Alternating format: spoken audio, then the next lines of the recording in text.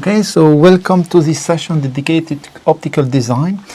As an introduction, Didier, I suggest that you remind us a few fundamentals of the topic of today. Then we will discuss the parameters to be defined by the user, and we will conclude with some technology consideration. So let's start with the fundamentals. Sure, start with space, because the idea is to look Earth from space. What is space? Sometimes you find on internet iconography which are very misleading, if you see on the left of the slide, because you see a strong curvature and a large atmosphere, while if you put it at the right scale, on the right, you have a very thin atmosphere, and as long as you are above the atmosphere, so roughly 500 kilometers above the Earth, then you can take images. So it's a very thin layer, but it's 500 kilometers, so it's quite far already. I presume that the speed of the payload to stay in orbit must be very fast. Yes, indeed, because the fundamental is that the gravity is compensated by the acceleration of centripedic acceleration, so which, when you make the calculation, comes to about 7 to 8 kilometers per second on ground, so which is very fast. So it means that if you want to acquire a very small area on ground and you don't move your satellite, you just look at the same position on your satellite, you have only 140 microseconds to get the data for 1 meter. That's not many.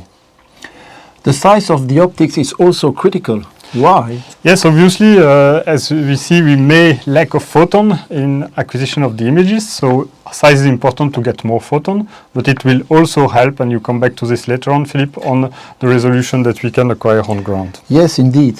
The range of applications is very broad. Can you give a few examples? Yes, so picture is one thing, but this is not what you want. What you would like to have is information about the Earth. So maybe you want to know the location of some specific buildings or elements like that. So RGB imaging is enough. But if you want to know for vegetation, for example, how the vegetation is currently, then you need spectral bands in the infrared, most probably. If you want to see gas pollution, these are other bands, much more narrow.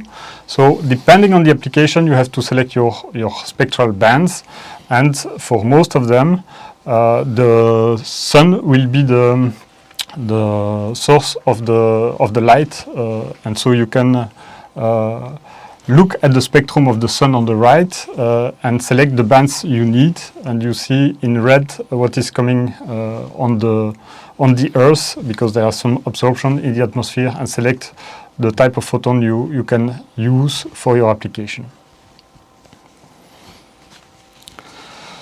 So what are the parameters, Philippe, for an optical design? Tell me.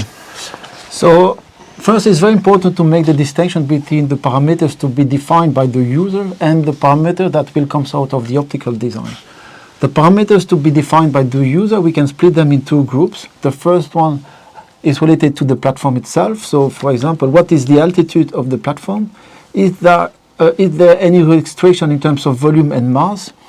What is the temperature variation during the mission? Is the payload submitted to radiation? And angular stability. What is the angular stability of the platform?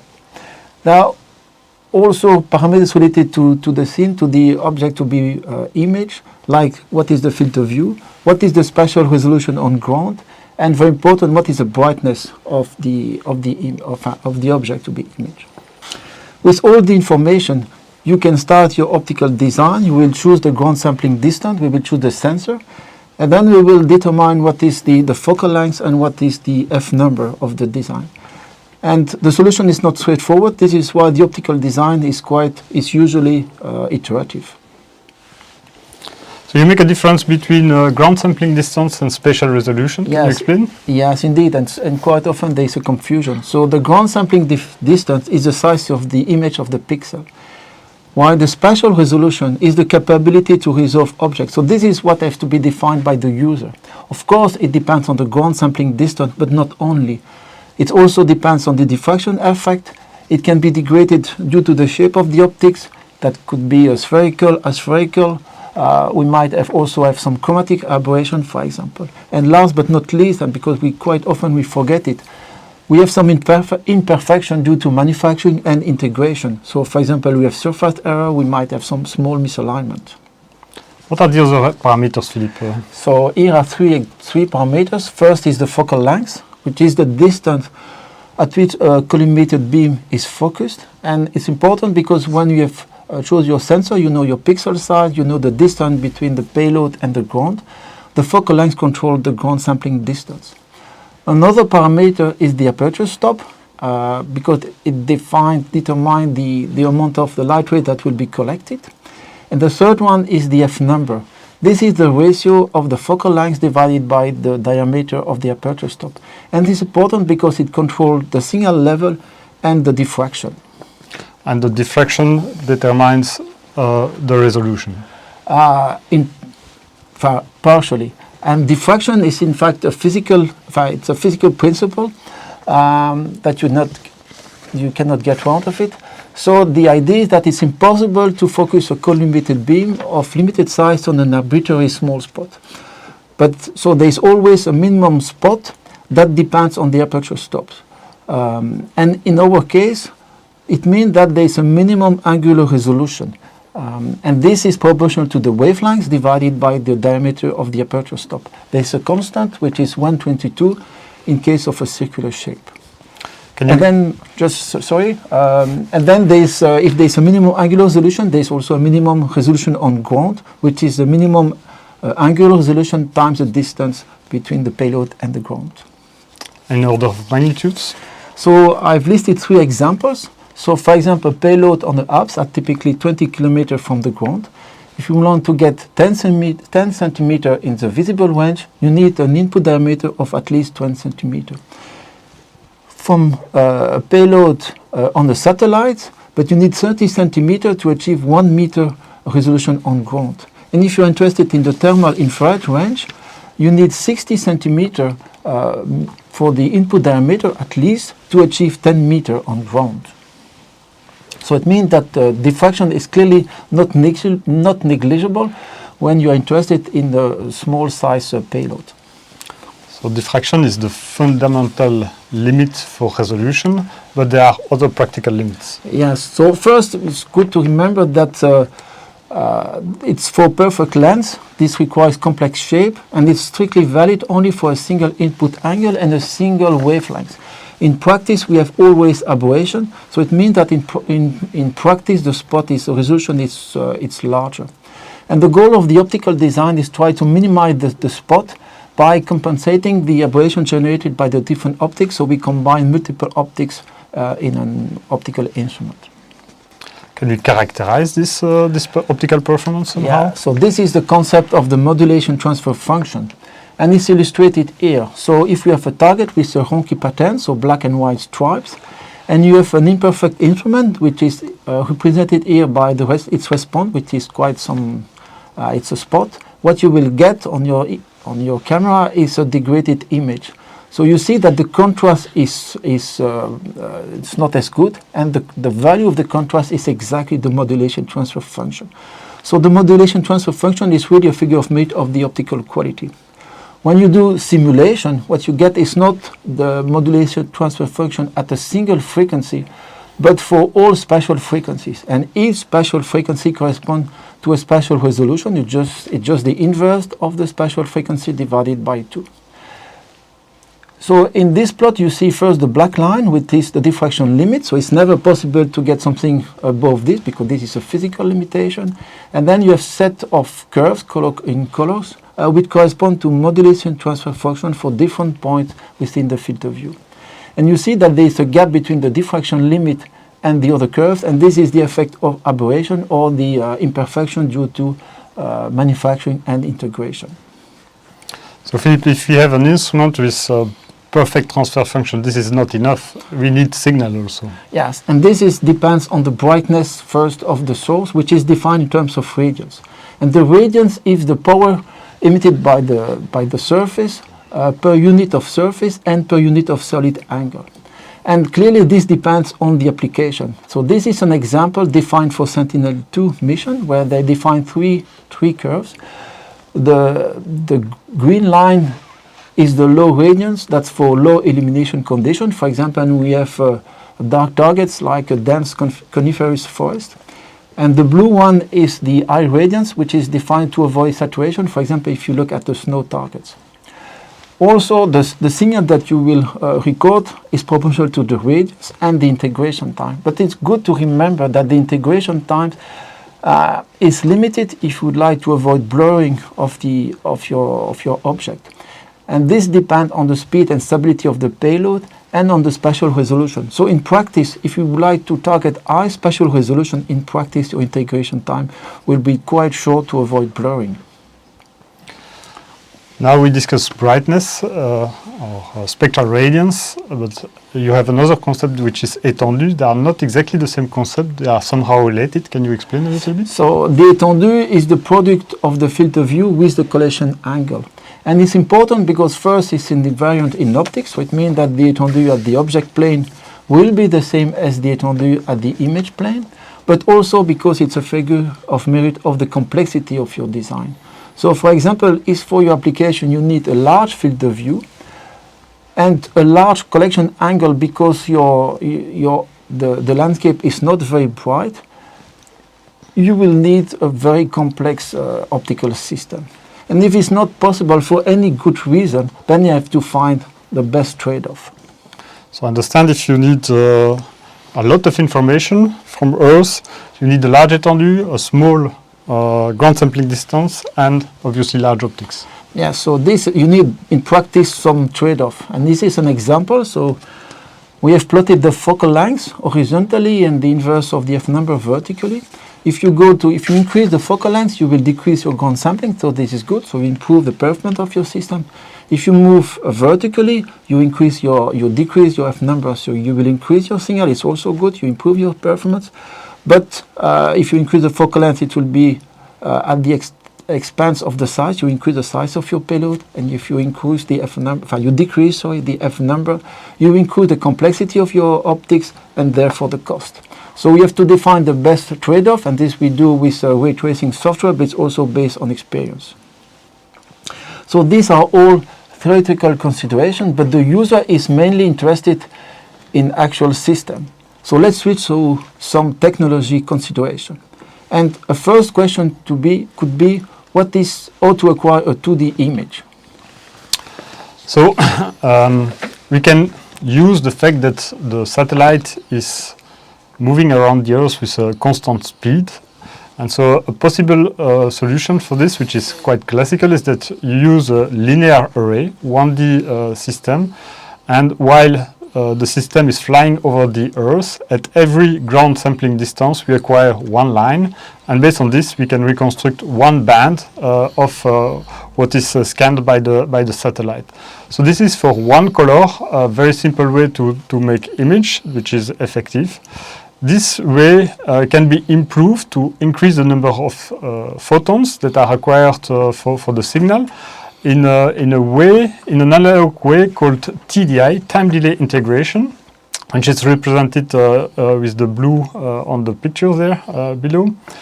So as long as we move one ground sampling distance on Earth, then we put the charge on the next 1D bar, and we just add up the charge and move the charges from one row to another. And this way we accumulate the charges and we get a better signal. This is another way to do it. There are also other possibilities. Obviously we can take, like you take with your smartphone, just images with a 2D area sensor. So in this way you get a complete image in one shot, a snapshot imaging. But you can also combine this, so you can take several images while you move with a 2D sensor and numerically then do some kind of numerical TDI by numerically addition of the charges that are acquired by the sensor. You can also, if you have really not enough photon for your application, you can decide to also rotate your satellite while you move.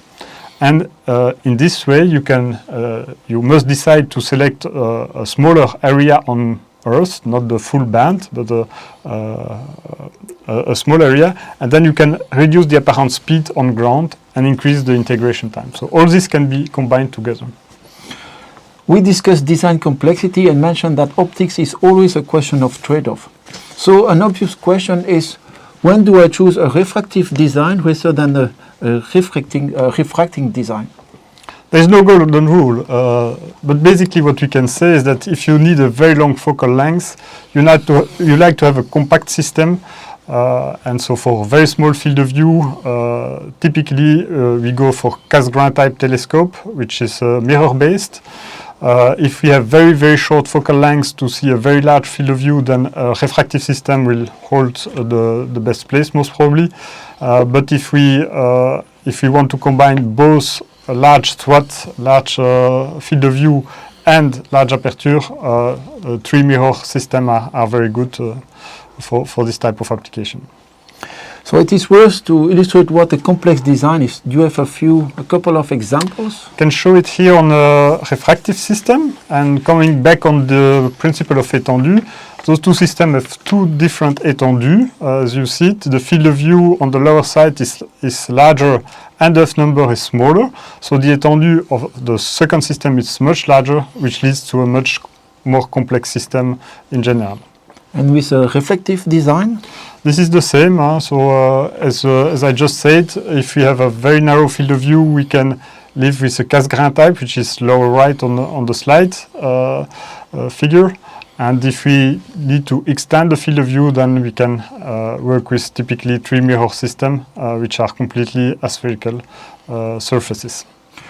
It is possible to acquire black and white images or even color images, but is it possible to go even further and to get additional wavelength dependent information? Yeah, so when we acquire images from space, as I said in the beginning, depending on your application, if you want to have RGB image, you can just use a sensor like on your smartphone with a color filter in front of each pixel, and you have three colors.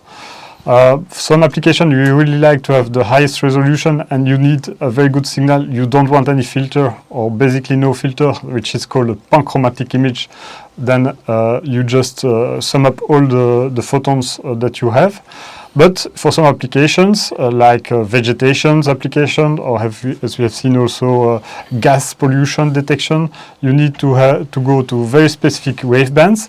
And in this case, it's important that we select the right method to filter out the light. There are many methods that are available.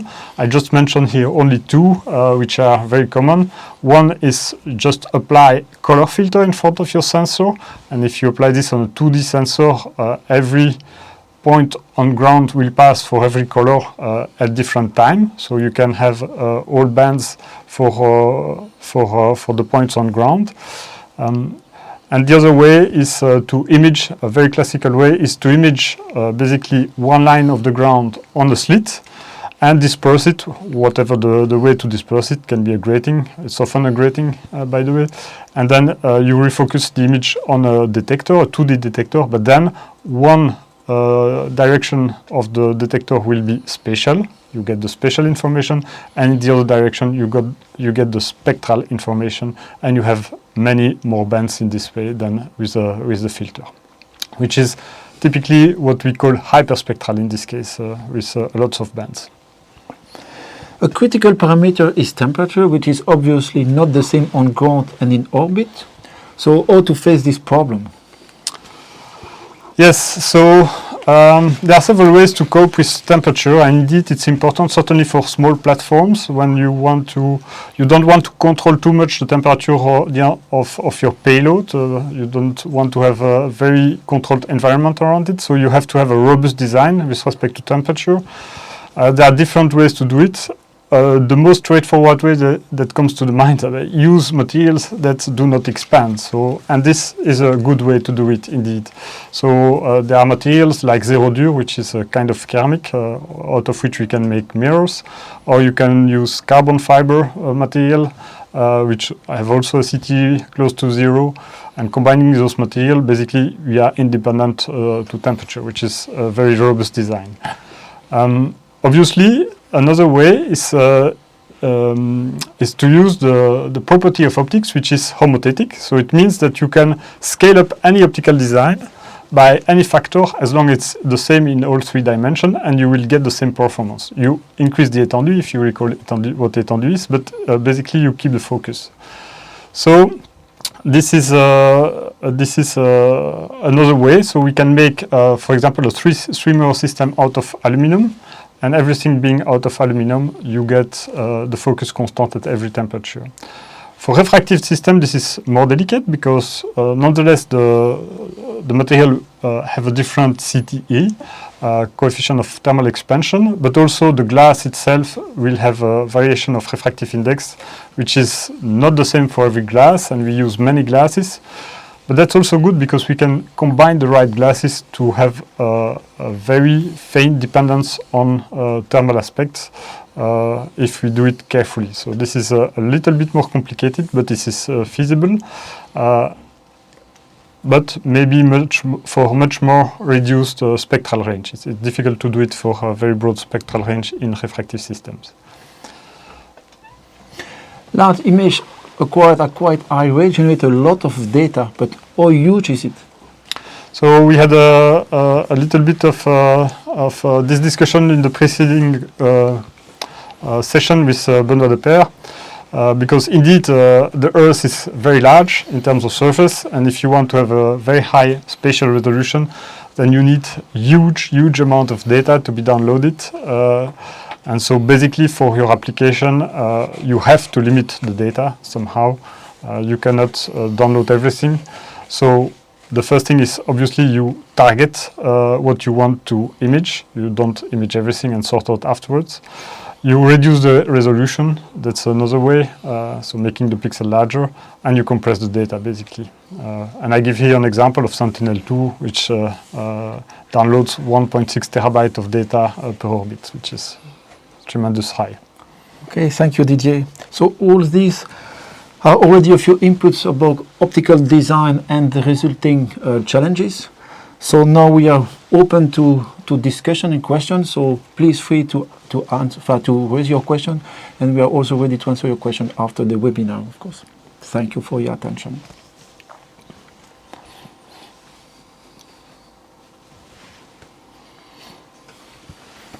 We have no question for the moment.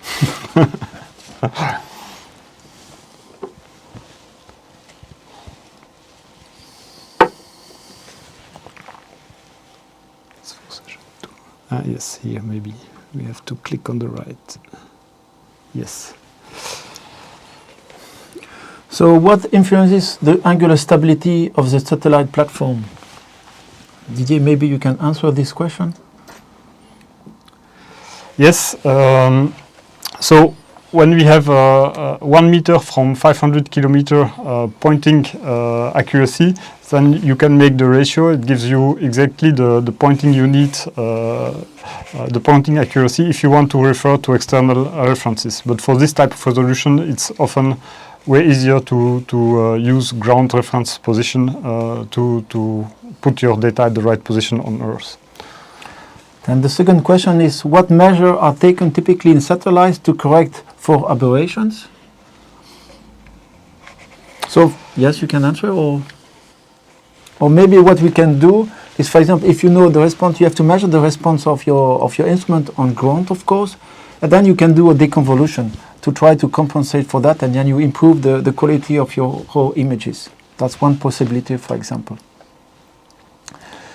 But we can also add that if there are optical aberration in your system, it's basically it was the problem of Hubble. You have to correct it physically, otherwise it will not work. Of course, it's always better to improve your artwork then. The next question is, what is the interest of a freeform mirrors for TMA? In TMA, you have basically no choice, because if you do it with, it's in the name. It's a nanostigmat, and if you use spherical mirrors, you keep some aberrations that most of the time you cannot compensate perfectly. So stepping out from spherical surface to aspherical surface allows you many more degrees of freedom to get better designs and get better optical performances at the end. Yeah. What you can also add, I think, is that you can minimize the size. That's one of the added value of freeforms. You can get a much more compact spectrometer or telescope, for example. That's an example of the added value. So the next one is hyperspectral imaging making the design more complex in terms of optics, but also mechanics and electronics, data rates, etc. I think we addressed this already a little bit in the presentation. So hyperspectral is very complex because you need many bands. If you need many bands, then you need a lot of sensor area first, because the more surface area you get because of the conservation of étendue, then the larger number of photons you will get at the end for the same design in a homothetic way. So that's the first point. So it makes the system. But if you have many bands, you have also very few photons per bands. So this is typically an issue in hyperspectral system. It's very difficult to have very high spatial resolution and very high spectral information, because then you don't have enough photons. So that's really the key factor. The only way to do it is to increase simply the system in size, which brings up the cost high. How to ensure lifetime of satellites during the design? That's a very, very good question. But the optics are not aging. So for our aspects, if we stick to optical systems, the aging of optics is quite limited. It can age mainly due to radiation. But if we think of reflexive system, this is not very important. We fear more contamination there when we do manufacturing. We have to take care that there is no deposition of any volatile material on the surface. This is very important. But in space, in reflection, it's quite stable.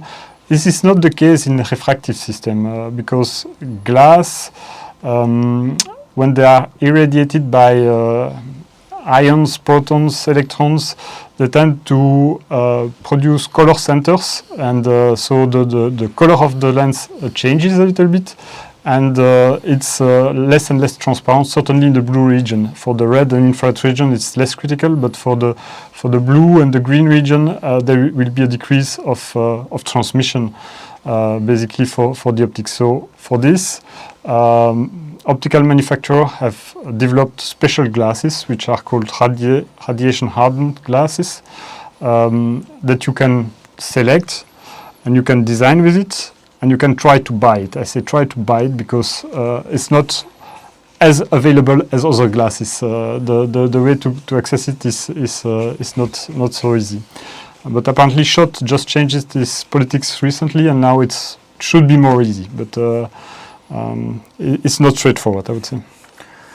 So what is the most pressing technology to be developed in order to make optics better? Material, software, manufacturing technology. What is the most pressing or most promising? I don't know. So there are progresses in optics everywhere, I would say. The first thing is just the software to design it. If you see the evolution in the software, it's quite wonderful. The way we can now make the optical design is way easier than 20 years ago, for sure. So this is a first thing to mention. But obviously, in the manufacturing techniques, it's also evolving really fast and really a lot. Diamond turning of optics is not very recent. I would say it's quite old, but it was used mainly in the infrared, where the sensitivity to precision is much less.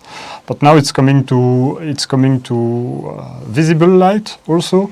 And diamond turning is used also for mirrors, and we don't need to polish anymore. We can diamond turn and get the right shape directly. So it's really facilitating the production of optical system in general. So manufacturing technologies is certainly very important. On the material side also, there are also progresses in materials. So the rapid solidification aluminum, for example, is an enabler for optical system, because if you use standard aluminum and you try to diamond turn it, the grains are too large, and then you have to live with a strong roughness. While if you use rapid solidification aluminum, then you can have very fine grains and have a very good roughness, for example. So this is one example. I just recently saw in PySpace Week that people are mixing silicon and aluminum in different proportion to change the CTE, and you can make mirrors out of that, so you can have mirrors of the CTE you want.